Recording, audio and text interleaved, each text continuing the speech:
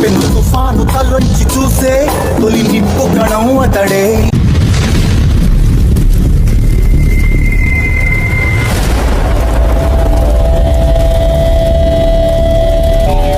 ये सब क्या देखना पड़ रहा है? अच्छा है मैं अंधा.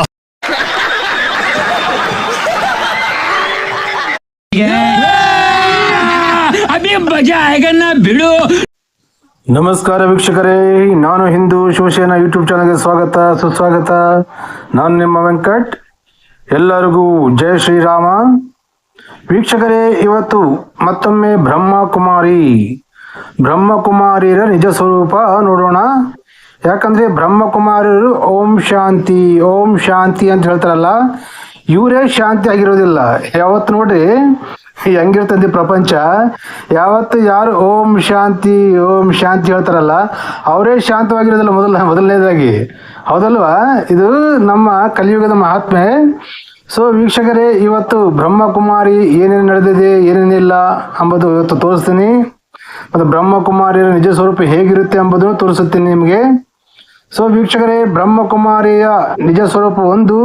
ಬ್ರಹ್ಮಕುಮಾರಿಯ ಸಿದ್ಧಾಂತಗಳು ಈ ದಾದಾ ಲೇಖರಾಜ್ ಅರಗುಂಡು ತಾತ ಇದನ್ನಲ್ಲ, ಈ ಅರಗುಂಡು ತಾತ ಸೃಷ್ಟಿಸಿದಂತ ಈ ಮತ ಕಲಿಯುಗದ ಮತ್ತೊಂದು ಮತ.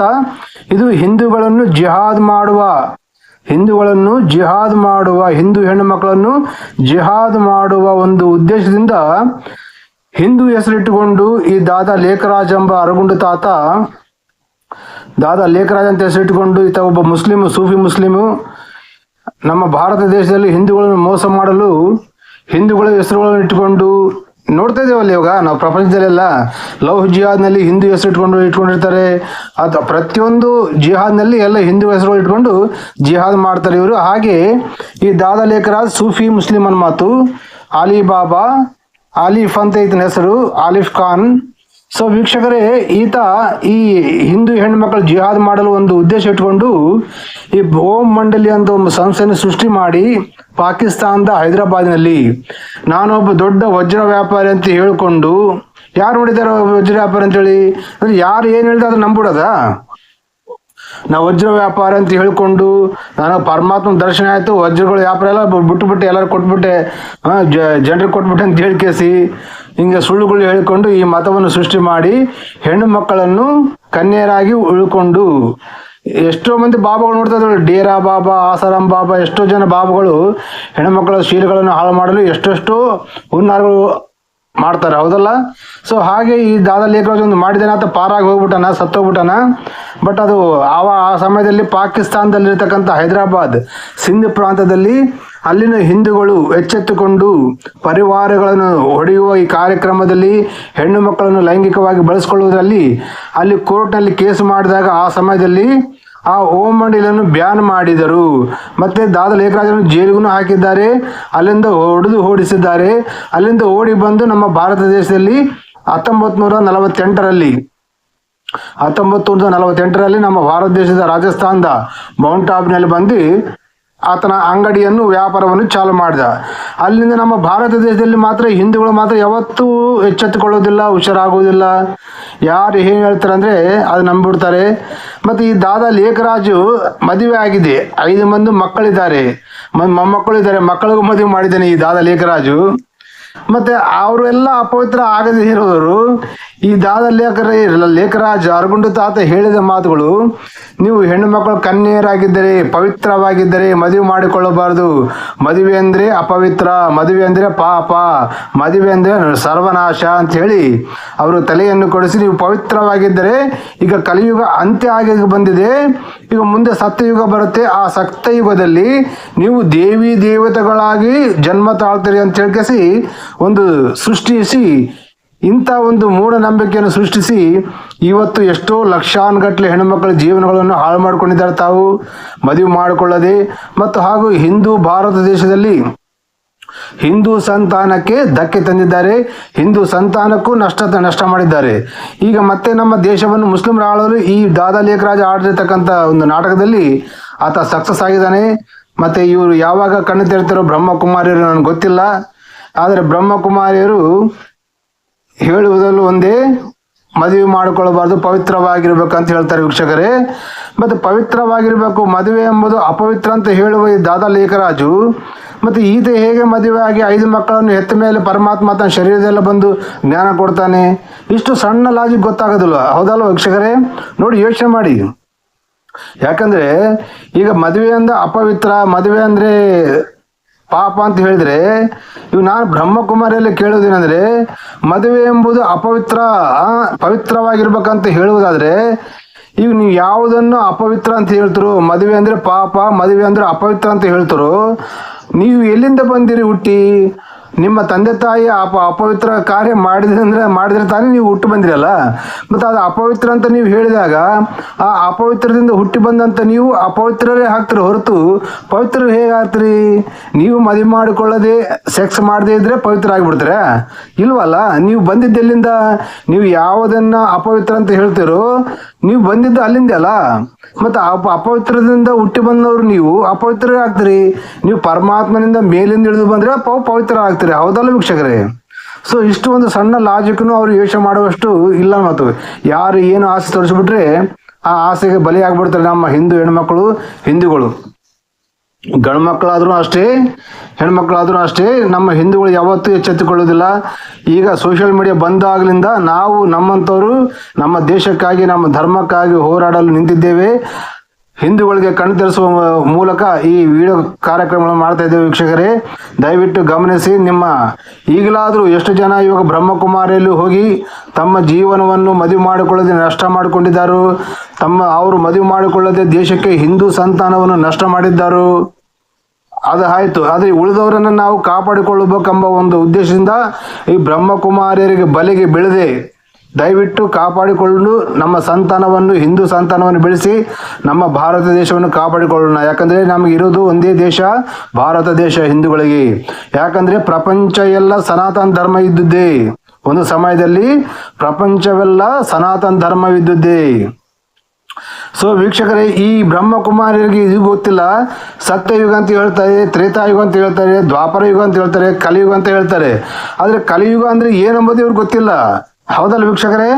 ಯಾಕಂತಂದರೆ ತ್ರೇತಾಯುಗ, ಸತ್ಯಯುಗ, ದ್ವಾಪರ ಯುಗ ಮುಗಿದ ಮೇಲೆ ಈ ಕಲಿಯುಗದಲ್ಲಿ ಕಲಿಪುರುಷ, ಕಲಿಯುಗ ರಾಕ್ಷಸ, ಅವನನ್ನೇ ದೇವರಾಗಿ ಪೂಜಿಸಬೇಕು ನನ್ನನ್ನೇ ಈ ಯುಗದಲ್ಲಿ ಅಂತೇಳಿ ಶ್ರೀಕೃಷ್ಣ ಪರಮಾತ್ಮನಲ್ಲಿ ವರ ಪಡೆದಿರ್ತಾನೆ. ಆ ಕಲಿಯುಗದಲ್ಲಿ ಇವ್ರಿಗೆ ಗೊತ್ತಿರ್ಬೇಕಲ್ಲ ಇವ್ರಿಗೆ. ಅವನು ಶ್ರೀಕೃಷ್ಣ ಪರಮಾತ್ಮ ಕಲಿಪುರುಷನಿಗೆ ವರ ಕೊಡ್ತಾನೆ.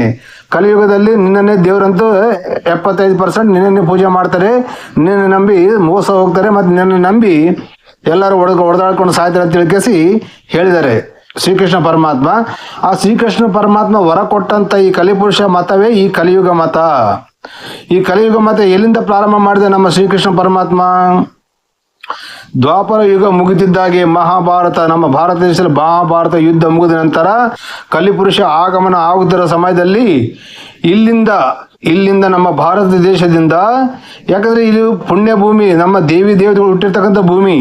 ಇಲ್ಲಿ ಸ್ಟಾರ್ಟಿಂಗ್ನಲ್ಲಿ ಕಲಿಪುರುಷ ಇಲ್ಲಿ ಹುಟ್ಟಿಸೋಕೆ ಆಗಲ್ವಲ್ಲ. ಹಾಗಂತೇಳಿ ನಮ್ಮ ಶ್ರೀಕೃಷ್ಣ ಪರಮಾತ್ಮನ ವಂಶಸ್ಥರು, ಎಲ್ಲಿ ನಮ್ಮ ದ್ವಾಪರ ಇದೆ, ಯಾವುದು ಇದು ಸಮುದ್ರದ ಮುಳುಗಿದೆಯಲ್ಲ ನಮ್ಮ ಶ್ರೀಕೃಷ್ಣನ ಸಾಮ್ರಾಜ್ಯ, ಅಲ್ಲಿಂದ ಶ್ರೀಕೃಷ್ಣನ ವಂಶಸ್ಥರು ಯಹೂದಿಗಳು, ಈಗ ಇಸ್ರೇಲ್ನಲ್ಲಿ ಇರ್ತಕ್ಕಂಥ ಯಹೂದಿಗಳು ನಮ್ಮ ಶ್ರೀಕೃಷ್ಣನ ವಂಶಸ್ಥರಾದಂಥ ಯಾದವ ಕುಲದವರು, ಯಾದವರೇ ಈಗ ಯಹೂದಿಗಳಾಗಿ ಈ ಕಲಿಯುಗದಲ್ಲಿ ಅವರಿಂದ ಕಲಿಯುಗ ಪ್ರಾರಂಭ ಮಾಡಿ ಕಲಿಪುರುಷನನ್ನು ಪ್ರಾರಂಭ ಮಾಡಲು ಇಲ್ಲಿಂದ ಇಸ್ರೇಲ್ ದೇಶಕ್ಕೆ ಕಳಿಸಿದ್ದಾನೆ ನಮ್ಮ ಶ್ರೀಕೃಷ್ಣ ಪರಮಾತ್ಮ. ಅಲ್ಲಿಂದ ಇಸ್ರೇಲ್ ದೇಶದಲ್ಲಿ ಈ ಯಹೂದಿಗಳು ಒಂದು ಗ್ರಂಥವನ್ನು ಸೃಷ್ಟಿ ಮಾಡ್ತಾರೆ. ಆ ಗ್ರಂಥದ ಹೆಸರೇ ತಾಲ್ಮುಡ್ ಅಥವಾ ತೋರಾ ಅಂತ ಹೇಳ್ತಾರೆ. ಸೊ ಆ ಗ್ರಂಥದಲ್ಲಿ ಯೆಹೋವ ಅಂಬುವನು ಒಬ್ಬ ದೇವರು ಅಂತೇಳಿ ಸೃಷ್ಟಿ ಮಾಡಿಕೊಂಡು ಆ ಗ್ರಂಥದಲ್ಲಿ ಆ ಯೆಹೋವ ಎಂಬ ರಾಕ್ಷಸನೇ ಕಲಿಪುರುಷ. ಆ ಗ್ರಂಥದಲ್ಲಿ ಏನಿದೆ ಅಂದರೆ, ಇಡೀ ಪ್ರಪಂಚವೆಲ್ಲ ಸನಾತನ ಧರ್ಮ ಇದ್ದಿದ್ದು. ಎಲ್ಲ ದೇಶದಲ್ಲಿ ಮಂದಿರಗಳು, ಶಿವನ ಮಂದಿರಗಳು, ಗಣೇಶನ ಮಂದಿರಗಳು, ಹನುಮಾನ ಮಂದಿರಗಳು, ರಾಮನ ಮಂದಿರಗಳು, ಶ್ರೀಕೃಷ್ಣ ಪರಮಾತ್ಮನ ಮಂದಿರಗಳು, ಎಲ್ಲ ಮಂದಿರಗಳು ಇದ್ದವು. ಪ್ರತಿಯೊಂದು ದೇಶದಲ್ಲಿ ಒಂದೊಂದು ನಾಗರಿಕತೆ, ಸನಾತನ ಧರ್ಮದ ನಾಗರಿಕತೆ ಇತ್ತು. ಆಗ ಅಲ್ಲಿ ಆ ಮತವನ್ನು ಹುಟ್ಟಿಸಿ ಕಲಿಪುರುಷನ ಅಲ್ಲಿಂದ ಪ್ರಾರಂಭ ಮಾಡಿದ ನಮ್ಮ ಶ್ರೀಕೃಷ್ಣ ಪರಮಾತ್ಮ. ಅಲ್ಲಿ ಆ ಕಲಿಯುಗ ತೋರ ಎಂಬ ಗ್ರಂಥದಲ್ಲಿ ಕಲಿಪುರುಷನ ಹೆಂಗ ಬರ್ದಾರಂದ್ರೆ ಆ ಗ್ರಂಥದಲ್ಲಿ, ನನ್ನನ್ನು ನಾನೇ ದೇವರು, ನನ್ನನ್ನು ಬಿಟ್ಟು ಯಾರನ್ನು ಪೂಜೆ ಮಾಡಬಾರದು, ನನ್ನನ್ನು ಬಿಟ್ಟು ಯಾರು ಪೂಜೆ ಮಾಡ್ತಾರೋ ಬೇರೆಯವರನ್ನು ಅವರನ್ನೆಲ್ಲರನ್ನು ಕೊಂದುಬಿಡಿ, ಅವರು ಗುಡಿ ಗೋಪುರಗಳನ್ನು ಹೊಡೆದಾಕಿ, ಅವರ ಹೆಣ್ಣು ಮಕ್ಕಳನ್ನು ಗಂಡು ಮಕ್ಕಳನ್ನು ಕೊಂದು ಹಾಕಿ, ಅವರು ಮಕ್ಕಳನ್ನು ಕೊಂದು ಹಾಕಿ, ಅವರ ಹಸು ಕರುಗಳನ್ನು ಕೊಂದು ಹಾಕಿ, ಆದರೆ ಮದುವೆ ಆಗಲಾರದ ಹೆಣ್ಣು ಮಕ್ಕಳನ್ನು ಮಾತ್ರ ಕೊಲ್ಲಬೇಡ್ರಿ, ಅವರನ್ನು ನಿಮ್ಮ ಸಲುವಾಗಿ ಇಟ್ಕೊಳ್ರಿ, ಸ್ವಲ್ಪ ದೊಡ್ಡವರಾದ ನಂತರ ಅವರಲ್ಲಿ ಸಂಸಾರ ಮಾಡಿ ಮಕ್ಕಳನ್ನು ಹುಟ್ಟಿಸ್ರಂತೆ ಹೇಳಿದಂಥ ಒಂದು ಗ್ರಂಥ. ಆ ಗ್ರಂಥವನ್ನು ಕಾಪಿ ಮಾಡಿಕೊಂಡು, ಕಳತನ ಮಾಡಿಕೊಂಡು, ಹೈಜಾಕ್ ಮಾಡಿಕೊಂಡು ಕ್ರಿಶ್ಚಿಯನ್ದವರು ಆ ಮತವನ್ನು ಬೈಬಲ್ ಆಗಿ ಪರಿವರ್ತನೆ ಮಾಡಿದರು. ಏನು ವೀಕ್ಷಕರೇ, ಬೈಬಲ್ ಆಗಿ ಪರಿವರ್ತನೆ ಮಾಡಿಕೊಂಡು ಅಲ್ಲಿಂದ ಹಳೆ ನಿಬಂಧನ ಹೊಸ ನಿಬಂಧನ ತಿಳ್ಕೊಂಡು ಇಲ್ಲಿ ಯೇಸು ಕ್ರಿಸ್ತನ ಪ್ರಸ್ತಾವ ತಂದು, ಯೇಸು ಕ್ರಿಸ್ತನ ಆ ದೇವರು ಹೇಳಿದಂಥ ದೇವರೇ ಯೇಸು ಕ್ರಿಸ್ತನಾಗಿ ಹುಟ್ಟಿ ಬಂದ ಅಂತೇಳಿ ಯೇಸು ಕ್ರಿಸ್ತನ ಮತ ಸೃಷ್ಟಿ ಮಾಡ್ತಾರೆ ಈ ಕ್ರಿಶ್ಚಿಯನ್ ಧರ್ಮದವರು.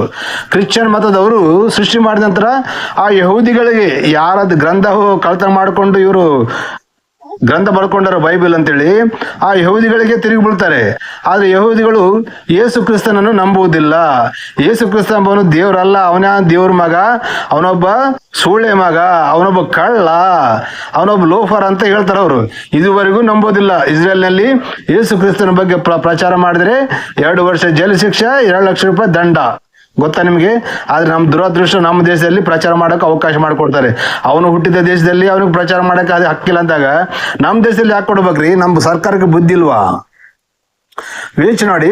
ಸೊ ವೀಕ್ಷಕರೇ, ಆಯ್ತು, ಅಲ್ಲಿಂದ ಇಸ್ರೇಲ್ ದೇಶದಿಂದ ಕ್ರಿಶ್ಚಿಯನ್ರು ಪ್ರತಿ ದೇಶಕ್ಕೆ ಸುತ್ತಿ ಅವರ ಮತವನ್ನು ಪ್ರಚಾರ ಮಾಡಿ, ಅವಾಗ ಯಾಕಂದ್ರೆ ರಾಜ್ಯಾಂಗ ಇವೆಲ್ಲ ಎಲೆಕ್ಷನ್ ಇದ್ದಿಲ್ಲಲ್ಲ, ಬೇರೆ ದೇಶದ ಮೇಲೆ ದಾಳಿ ಮಾಡೋದು, ಅವ್ರ ಮತದಲ್ಲಿ ಕನ್ವರ್ಟ್ ಮಾಡ್ಕೊಳ್ಬೇಕು. ಕನ್ವರ್ಟ್ ಆದವರು ಬದುಕಿದ್ರು, ಕನ್ವರ್ಟ್ ಆಗಲಾದನ್ನು ಕೊಂದಿದ್ದಾರೆ. ಈ ನೀಚರು, ಕ್ರಿಶ್ಚಿಯನ್ ಎಂಬ ನೀಚರು ರಕ್ತಪಾತ ಮಾಡಿ ತಮ್ಮ ಮತವನ್ನು ಪ್ರಚಾರ ಮಾಡಿ ಎಲ್ಲ ದೇಶಗಳಿಗೆ ಸುತ್ತಿ ಕತ್ತಿಯಿಂದ ಬಲವಂತವಾಗಿ ಮತಾಂತರ ಮಾಡಿ ಇವತ್ತು ಇಷ್ಟು 150 ದೇಶಗಳು ಕ್ರಿಶ್ಚಿಯನ್ ದೇಶಗಳಾಗಿವೆ. ಆ 150 ದೇಶಗಳು ಕ್ರಿಶ್ಚಿಯನ್ ದೇಶಗಳು ಆದ ನಂತರ, ಅಂದ್ರೇನು, ಒಂದು 50 ದೇಶಗಳು ಕ್ರಿಶ್ಚಿಯನ್ ದೇಶಗಳು ಆದ ನಂತರ 500 ವರ್ಷಗಳು ಕಳೆದ ನಂತರ, ಯಾವುದು ಈ ಬೈಬಲ್ ಬಂದು 500 ವರ್ಷಗಳು ಕಳೆದ ನಂತರ ಕುರಾನು ಹುಟ್ಕೊಳ್ತು. ಮತ್ತೊಬ್ಬ ಕಲಿಪುರುಷ ಹುಟ್ಟಿಸಿದ, ಯಾರು? ಶ್ರೀಕೃಷ್ಣ ಪರಮಾತ್ಮ. ಯಾಕಂದ್ರೆ ಒಬ್ಬರು ಹೊರ ಕೊಟ್ಟ ಮೇಲೆ ಇನ್ನೊಬ್ಬ ಕಲಿಪುರುಷ ಹುಟ್ಟಿಸ್ಬೇಕಲ್ಲಿ. ಸೊ ಇನ್ನೊಬ್ಬ ಕಲಿಪುರುಷ ಯಾರು? ಅಲ್ಲ.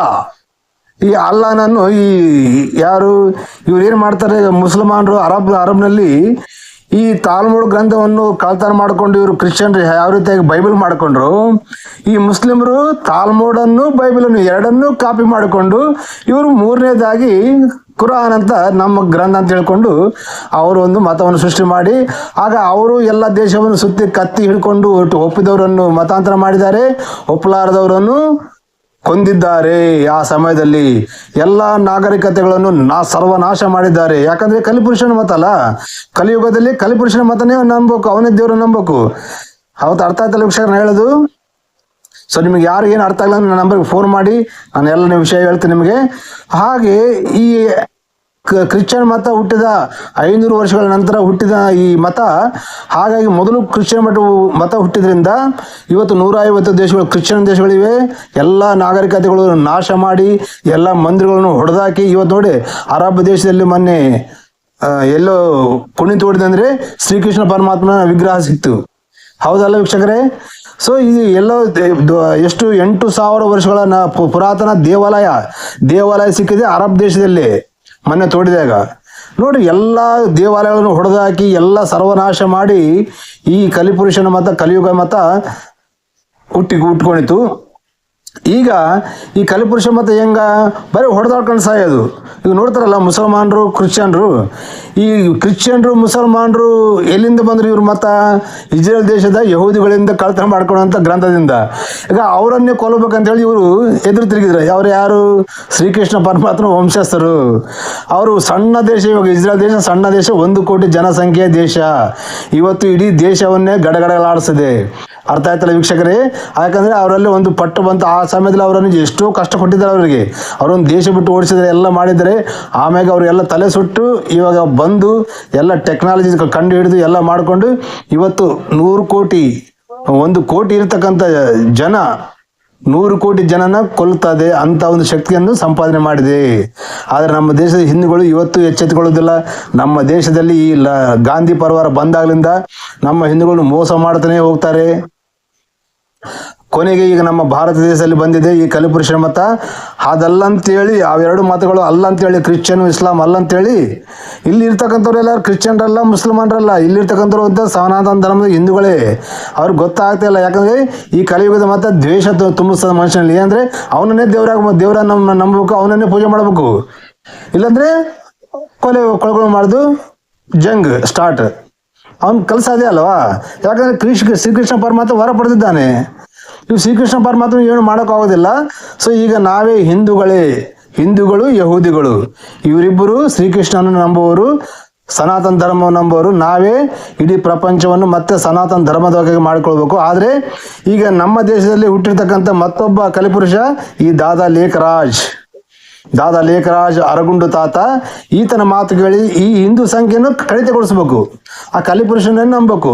ಹಾಗಂತೇಳಿ ಈ ಜ್ಯೋತಿ ಸ್ವರೂಪ ಅಂತೇಳಿ ಇವತ್ತು ಬ್ರಹ್ಮಕುಮಾರಿಯರು ನಂಬಿ ಅವರು ತಮ್ಮ ಜೀವನವನ್ನು ನಷ್ಟ ಮಾಡಿಕೊಂಡಿದ್ದಾರೆ, ದೇಶಕ್ಕೆ ಹಿಂದೂ ಸಂತಾನವನ್ನು ನಷ್ಟ ಮಾಡಿದ್ದಾರೆ, ಮತ್ತು ಹಾಗೆ ಇನ್ನು ಬೇರೆಯವರನ್ನು ನಷ್ಟ ಮಾಡಲು ಪ್ರಯತ್ನ ಮಾಡ್ತಾರೆ. ಯಾಕಂದ್ರೆ ಕಲಿಪುರುಷನ ಮತಲ್ಲ, ಕಲಿಪುರುಷಂದು ಅದೇ ಐಡಿಯಾಲಜಿ ಇರ್ತದೆ. ಹೌದಲ್ಲ ವೀಕ್ಷಕರೇ? ಸೊ ಹೀಗೆ ನಮ್ಮ ಬ್ರಹ್ಮಕುಮಾರಿಯರು ಈಗಲಾದ್ರು ತಿಳ್ಕೊಂಡು ಕಲಿಯುಗ ಅಂತ ಇವಾಗ ಆಗೋದಿಲ್ಲ. ನಮ್ಮ ಸನಾತನ ಧರ್ಮ ಗ್ರಂಥಗಳಲ್ಲಿ ಇನ್ನು ಎಷ್ಟೋ ಲಕ್ಷಾನುಗಟ್ಟಲೆ ವರ್ಷ ಇದೆ. ಆದರೆ ಇವ್ರು ಏನು ಹೇಳ್ತಾರೆ ಬ್ರಹ್ಮಕುಮಾರಿಯರು, ಇಲ್ಲ 2036 ಕಲಿಯುಗ ಅಂತ್ಯ ಆಗಿಬಿಡುತ್ತೆ ಅಂತ ಹೇಳ್ತಾರೆ. ಮತ್ತೆ ಅವ್ರು ಮತ್ತೆ ಏನೋ 2036 ಕಲಿಯುಗ ಅಂತ್ಯ ಆಗಲಿಲ್ಲ ಅಂದ್ರೆ ಮತ್ತೆ ಏನೋ ಒಂದು ಹೇಳ್ತಾರೆ ಅವರು ಹೀಗೆ. ಸೊ ವೀಕ್ಷಕರೇ, ಅರ್ಥ ಮಾಡಿಕೊಳ್ಳಿ, ಈ ಬ್ರಹ್ಮಕುಮಾರಿಯರ ನಿಜ ಸ್ವರೂಪ ಇಷ್ಟೇ. ಉಳಿದ ಹಿಂದೂಗಳಾದರೂ ಬ್ರಹ್ಮಕುಮಾರಿ ನಂಬೇಡ್ರಿ. ಎಲ್ಲಿ ಕಂಡ್ರು, ಎಲ್ಲಿ ಪ್ರಚಾರಕ್ಕೆ ಕಂಡ್ರು ಅವರನ್ನು ಪ್ರತಿಯೊಂದು ಪ್ರಶ್ನೆ ಮಾಡಿ, ಇಲ್ಲಾಂದ್ರೆ ನನ್ನ ನಂಬರಿಗೆ ಫೋನ್ ಮಾಡಿ ನನ್ನಲ್ಲಿ ಮಾತಾಡಿಸಿ, ನಾನು ಅವ್ರ ಪ್ರಶ್ನೆಗಳು ಕೇಳ್ತೇನೆ. ಅರ್ಥ ಆಗ್ತಾರೆ ವೀಕ್ಷಕರೇ? ಅವರು ಬರೋದಲ್ಲಿ ನಮ್ಮ ಹಿಂದೂ ದೇವಾಲಯಗಳಲ್ಲಿ ಬರ್ತಾರೆ. ಅವರು ಚರ್ಚಲ್ಲಿ ಹೋಗೋದಿಲ್ಲ. ಅವರು ಭಗವಂತನ ಬಗ್ಗೆ ಹೇಳೋದಕ್ಕೆ ಮಸ್ಜಿದ್ನಲ್ಲಿ ಹೋಗಲ್ಲ, ದರ್ಗಾದಲ್ಲಿ ಹೋಗಲ್ಲ. ನಮ್ಮ ಹಿಂದೂ ದೇವಾಲಯಗಳಲ್ಲಿ ನಮ್ಮ ಹಿಂದೂಗಳನ್ನೇ ಟಾರ್ಗೆಟ್. ಇದೇ ಕಲಿಪುರುಷ. ಅರ್ಥ ಆಯ್ತಲ್ಲ ವೀಕ್ಷಕರ ಹೇಳಿದ್ದು? ಸೊ ವೀಕ್ಷಕರೇ, ಇವತ್ತಿನ ಈ ವಿಡಿಯೋ. ಆದರೆ ಈ ಬ್ರಹ್ಮಕುಮಾರಿ ನಿಜ ಸ್ವರೂಪ ಹೇಳ್ಬೇಕು ಅಂತ ಹೇಳಿ ಬೇರೆ ಯಾವುದೇ ವಿಷಯಗಳು ಹೇಳಿದೆ ಇವತ್ತು ನಾನು.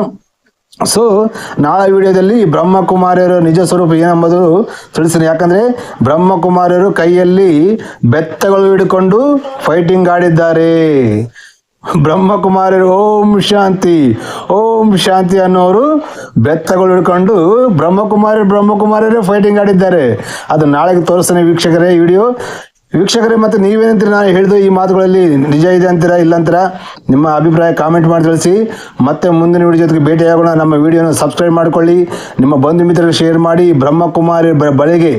ಬ್ರಹ್ಮಕುಮಾರಿಯರ ಬಲೆಗೆ ಬೀಳದ ಹಾಗೆ ಕಾಪಾಡಿಕೊಳ್ಳಿ. ಅರ್ಥ ಆಯ್ತಲ್ಲ ವೀಕ್ಷಕರೇ? ಜೈ ಹಿಂದ್, ವಂದೇ ಮಾತರಂ, ಭಾರತ್ ಮಾತಾ ಕಿ ಜೈ.